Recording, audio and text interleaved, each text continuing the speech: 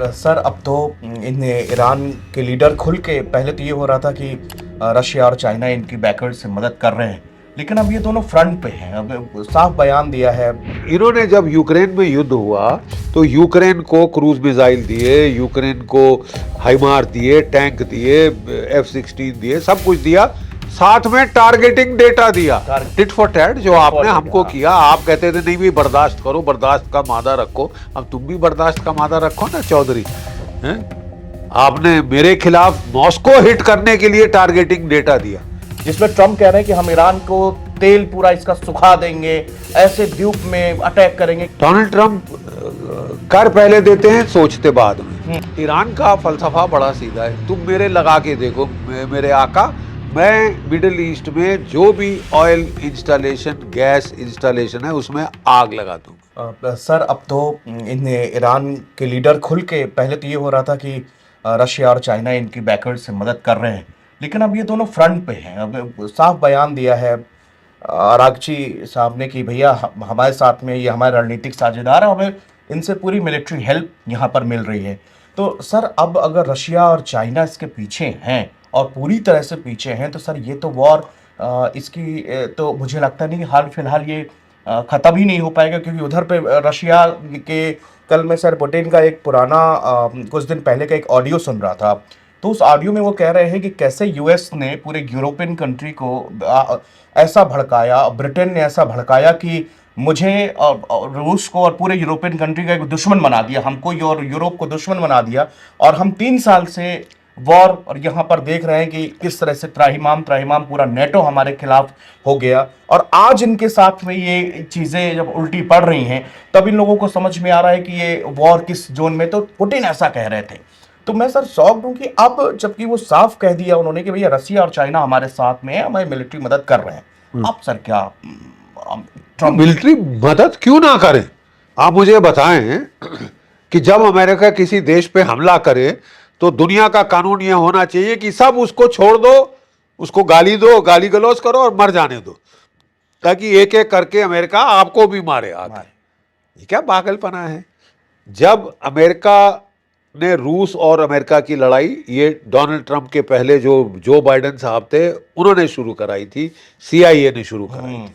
वो उनको एक मोहरा मिल गया, एक तमाशबीन कॉल्ड जेलेंस्की है, जो कि बोला हाँ साहब मैं लड़ूंगा आपके लिए, हाँ। मैं हूं सिपा सलार योद्धा, देखो मेरे को, देखो बस मेरे को टीवी पे रखो, मैं कॉमेडियन था।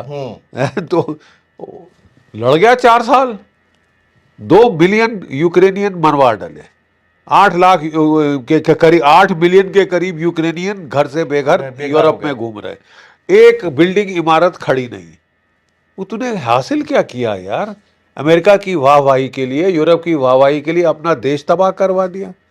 ठीक है, तो ये जो है, इन्होंने जब यूक्रेन में युद्ध हुआ तो यूक्रेन को क्रूज मिसाइल दिए, यूक्रेन को हाइमार दिए, टैंक दिए, F-16 दिए, सब कुछ दिया, साथ में टारगेटिंग डेटा दिया, सैटेलाइट से। तो ईरान कह रहा है, सॉरी रूस कह रहा है अब हमारी बारी है, अब हम देंगे। टिट फॉर टैट जो आपने हमको किया। आप कहते थे नहीं भी बर्दाश्त करो, बर्दाश्त का मादा रखो। अब तुम भी बर्दाश्त का मादा रखो ना चौधरी। हैं?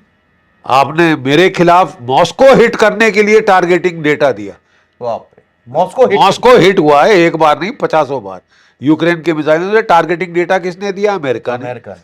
टेक्नोलॉजी किसने दी? अमेरिका ने दी। इंटेलिजेंस किसने दी? अमेरिका ने दी। तो आप वो दे रहे हैं और अब आपको भारी पड़ रहा है। ईरान जैसा देश लड़ गया आपसे, क्योंकि उसको हेल्प है उसकी। और क्यों ना होनी चाहिए, वो ब्रिक्स की मेंबर कंट्री है। रूस और चीन भी ब्रिक्स के मेंबर्स हैं और आप ब्रिक्स के प्रेसिडेंट हैं बाय द वे। तो इस समय बड़ा सिनेरियो पूरा बदला हुआ है, क्योंकि पुतिन का जो वो वीडियो तो बहुत वायरल हो रहा था और लोग यही सवाल कर रहे थे कि जब 3 साल से रशिया एक वॉर झेल रहा है, उसके यहाँ ऐसी स्थिति है, तो आप ईरान के साथ आप देखिए कि ईरान अकेला नहीं है, उसके पीछे पूरी की पूरी पुतिन और यहाँ से उसको मदद मिली। सर हॉर्मुज और स्ट्रेट, और दूसरा है कि ये जो ईरान का जिसमें ट्रम्प कह रहे हैं कि हम ईरान को तेल पूरा इसका सुखा देंगे, ऐसे द्वीप में अटैक करेंगे कि यहाँ सर, और इनके जहां से इनकी मिसाइल्स अटैक है वो भी सब खत्म हो जाएगी। ये सर द्वीप इतना इंपॉर्टेंट क्यों हो रहा है और अमेरिका की नजरें क्यों गड़ाए उसमें? देखिए साहब, ये ना डोनाल्ड ट्रंप कर पहले देते हैं, सोचते बाद में। आदत है, फितरत है। ठीक है साहब, आप ईरान का तेल उड़ा दीजिए, चलो मान लीजिए उड़ा सकते हैं, उड़ा सकते हैं, ऐसी कोई बड़ी बात नहीं है। हर टर्मिनल पे उड़ा देंगे आप और आग लग जाएगी सारी, ये वो ये, और 20% दुनिया का तेल दुनिया से खत्म हो जाएगा। इकोनॉमी पे क्या फर्क पड़ेगा साहब? दुनिया की और आपकी इकोनॉमी दुनिया से जुड़ी हुई है। अमेरिका में तबाही होगी, वो बटरफ्लाई इफेक्ट सुना है? ये बटरफ्लाई यहां पर मारे तो 1000 मील दूर कुछ ना कुछ तूफान आ जाएगा।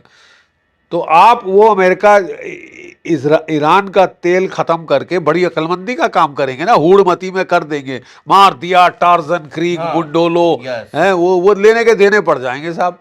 ईरान का फलसफा बड़ा सीधा है, तुम मेरे लगा के देखो मेरे आका, मैं मिडिल ईस्ट में जो भी ऑयल इंस्टॉलेशन, गैस इंस्टॉलेशन है उसमें आग लगा दूंगा। पूरा मिडिल ईस्ट का, गल्फ का जो तेल दुनिया लेती है, यूरोप खरीदता है, चीन, जापान, कोरिया, भारत, सारी दुनिया खरीदती है, वो गया। ठीक है, और अगर आप बोलो कि साहब मुझे 2 टूक परवाह नहीं कि यूरोप की इकोनॉमी तबाह हो जाए, तो आप समझते हो यूरोप ज्यादा देर तक आपका साथ देगा? वो अभी भी वो समझ गया है कि इसकी दोस्ती, उन्होंने हाथ खींच लिया, अकेले लड़ लो मेरे बाप।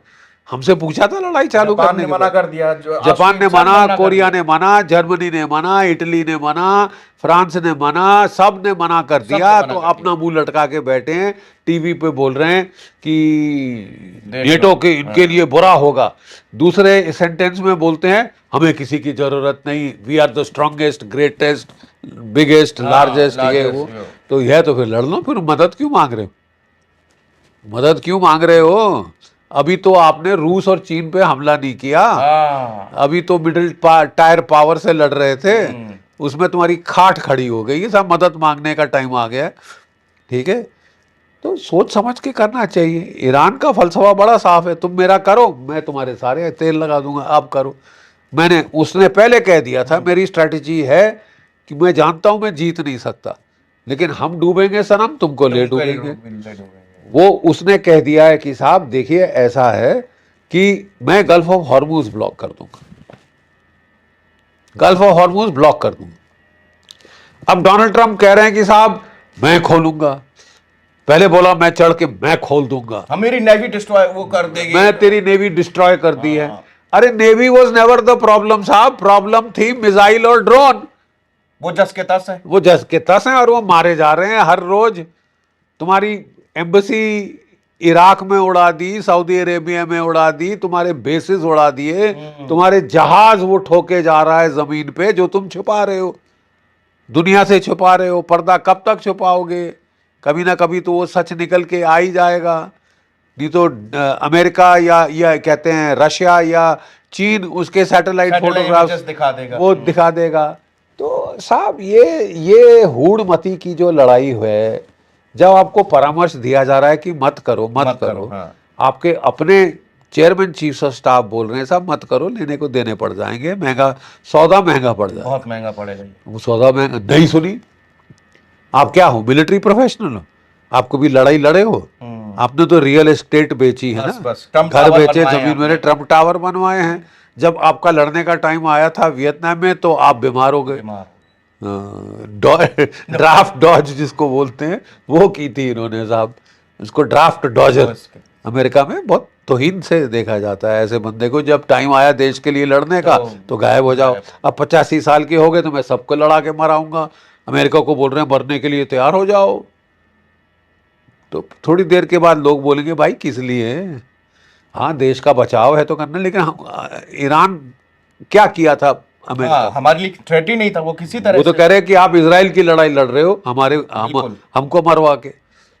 ठीक है, तो अब ये तो लड़ाई के पहले सोचना चाहिए था ना साहब।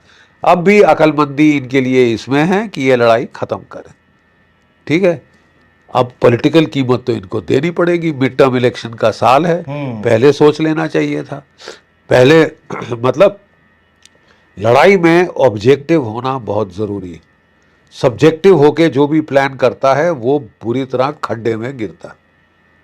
ये तो हमको फौज के पहले दिन सिखा दिया था कि भाई सच यथार्थ के ऊपर प्लानिंग करो, सच की बुनियाद पे प्लानिंग करो।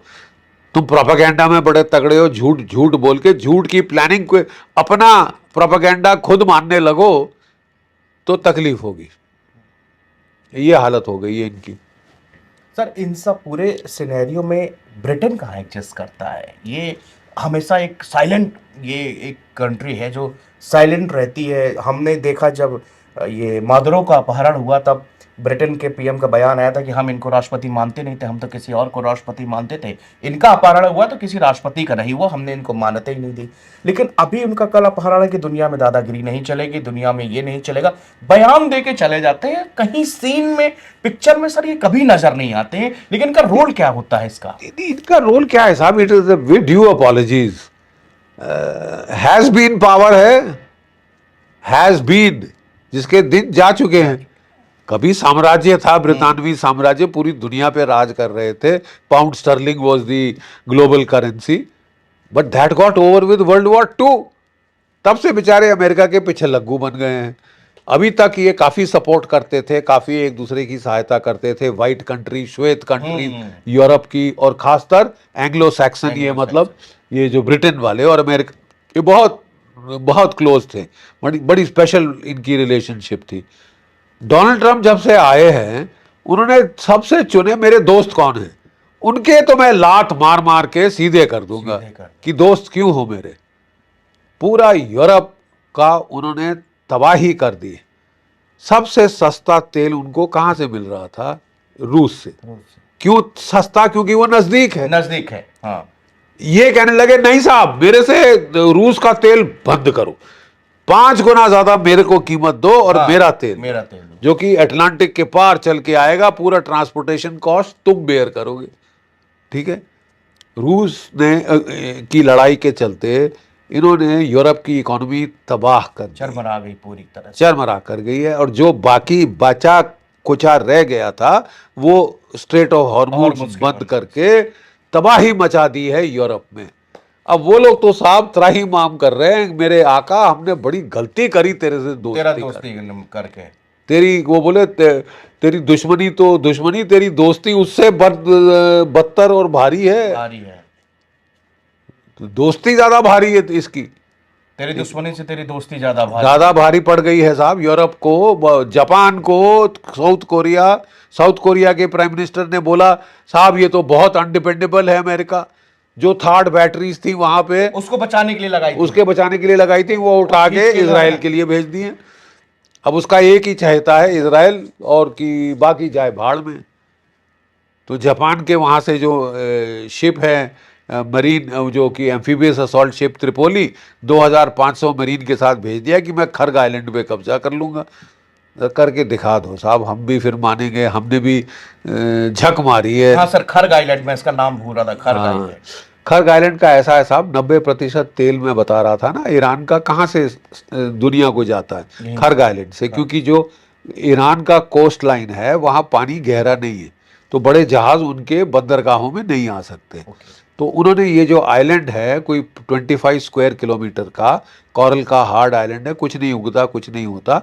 वहाँ पे उन्होंने पाइपलाइन लगा के तेल पहुँचाना शुरू किया। और जो very large VLCC, very large crude carriers, वो 10 दिन के आते हैं वहाँ पे और तेल भर के दुनिया भर को आयात करते हैं। तो देखा जाए तो ईरान की एक बहुत बड़ी वल्नरेबिलिटी है खर्ग, वो सबको पता है। इराक ने भी 8 साल के युद्ध में खर्ग को बर्बाद करने की कोशिश की, नहीं कर पाए। अब अमेरिका वाले बोल रहे हैं कि ठीक है साहब, हम खर्ग को बर्बाद करके छोड़ेंगे, मिटा देंगे साहब, ये कर देंगे, वो कर देंगे। उसने बोल दिया तुम मिटाओ, मैं Saudi Arabia, Kuwait, Iraq, UAE सब के तेल मिटा दूंगा, जो पूरे यूरोप को जाते हैं, तुम्हारे चहेतों को जाते हैं, और जिससे कि दुनिया की इकोनॉमी चल रही। ठीक है। अगर वो ठप हो गया, दुनिया की इकोनॉमी बैठ जाएगी, शामिल अमेरिकन इकोनॉमी। डोनाल्ड ट्रंप साहब को ये लिंकेज समझ नहीं आई है कि चोट मैं वहां करूंगा, चोट लगेगी इधर। ठीक है, ये समझ नहीं आई है। अब वो कह रहे हैं कि साहब मैं तो है, मैं कब्जा कर लूंगा 2,500 मरीन से। अरे उसके पास 6 लाख फौज है, 2 लाख IRGC हैं, और कितने लाख उनके पास वो पसदरान और ये सब वो पासीज वगैरह जो गार्ड्स हैं, दूसरे होम गार्ड टाइप, वो तो लड़ जाएगा, उसको क्या फिक्र। वो कहता है कि मैं बर्दाश्त कर सकता हूँ नुकसान, अच्छी तरह से आता है मेरे को, 8 साल बर्दाश्त किया था मैंने, 1 मिलियन लोग मेरे मारे गए थे, हमने उफ नहीं करी। अब आप यहाँ पे करा रहे हो। अब साहब कहने की बात यह है कि डोनाल्ड ट्रंप साहब फंस गए बहुत बुरी तरह से। उनको समझ नहीं आ रहा कि ऑफ रैंप कैसे मिले, कहाँ मिले। तो मेरा सुझाव है और मेरा निवेदन है मोदी जी से कि डोनाल्ड ट्रंप कह रहे थे कि उसने भारत पाकिस्तान का युद्ध रुकवाया। हाँ, सीज फायर उसने करा है। 450 वो तो कुछ नहीं कर सका था, वो तो हवा के किले बना रहा था। आप रोक दीजिए ये युद्ध तो टिट फॉर टैट हो जाएगा। नोबेल पीस प्राइज जो है वो शायद इनको मिल जाए तो मिले, नहीं पता, लेकिन हमको जरूर ये युद्ध बंद कराना चाहिए, क्योंकि ये युद्ध जो है हमारे लिए बहुत घातक बहुत घातक। जीडी सर, बस एक आखिरी सवाल आपसे करेंगे कि रमजान का महीना चल रहा था और पाकिस्तान ने बहुत बुरी तरह एक हॉस्पिटल को टारगेट किया। हॉस्पिटल था जहां पर नशे के लोग, आदि लोग वहां पर रखे गए थे, एक रिहैब सेंटर आप कह सकते हैं वहां पर, और 400 के करीब लोग मारे गए हैं। और मतलब असीम मुनीर, ये सब क्या अब इनको तालिबान के फौज या आर्मी या लड़ाके नहीं दिख रहे? ये जो आम आदमी, हॉस्पिटल, चिल्ड्रेन, कहीं इनको अटैक कर रहे हैं ये लोग। देखिए साहब, ये आसिम मुनीर जो है ये एक कॉवर्ड है, बुजदिल है। ये जो बंदा है आसिम मुनीर, इसने सोचा कि अफगानिस्तान के पास एयरफोर्स नहीं है, ये आसान टारगेट है, एयर स्ट्राइक करो, एयर स्ट्राइक पे एयर स्ट्राइक करो। डोनाल्ड ट्रंप ने इसको बोला मेरे को बगराम एयरबेस चाहिए, तो इसने बोला मेरे आका, मैं तलवे जूते चाटने वाला आपका गुलाम, मैं ऐसे ही मारूंगा अफगानों को, बॉम्बिंग करूंगा साहब, एयरफोर्स नहीं है उनके पास, खाना बंद कर दूंगा यहाँ से, ये इंडिया पहुंचा रहा है चाबहार से, आप चाबहार बंद करा दो, मैं इनके घुटने टिका दूंगा अफगानों के, मैं मार के बॉम्बिंग करके। अबे तेरे के पहले रूस ने ट्राई की बॉम्बिंग, वो नहीं कर सका 10 साल, फिर अमेरिका ने 20 साल ट्राई किया, वो नहीं। यार तू कौन सा मेरा ये मुंह मसूर की दाल कह रहा है कि बॉम्बिंग करेगा? और जो बॉम्बिंग करिए गधों की तरह कर रहे हैं, सारे औरतें बच्चे मर रहे हैं। अब साला हॉस्पिटल ठोक दिया है यार।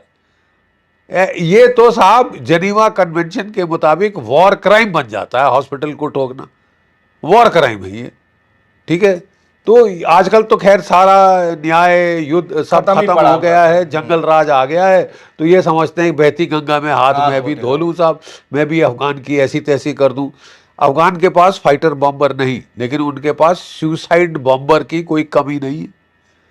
अगर आप समझते हैं कि आप बच जाएंगे, अब तो वो ड्रोन से पलटवार कर रहा है। उसने जो है आपका वो नूर खान, उसको हिट कर दिया एयरबेस अपने ड्रोन से, और उसके पास काफी पर्याप्त फौज है। अमेरिकी भागते टाइम बहुत सारी आर्टिलरी, तोपखाना वगैरह छोड़ गए। ग्राउंड वॉर में तो वो तुमको ड्यूरेंट लाइन पे बैंड बजा देगा, और आप देखते जाओ आगे आगे होता है क्या। बहुत शुक्रिया सर। जय भारत, जय हिंद। बहुत शुक्रिया सर।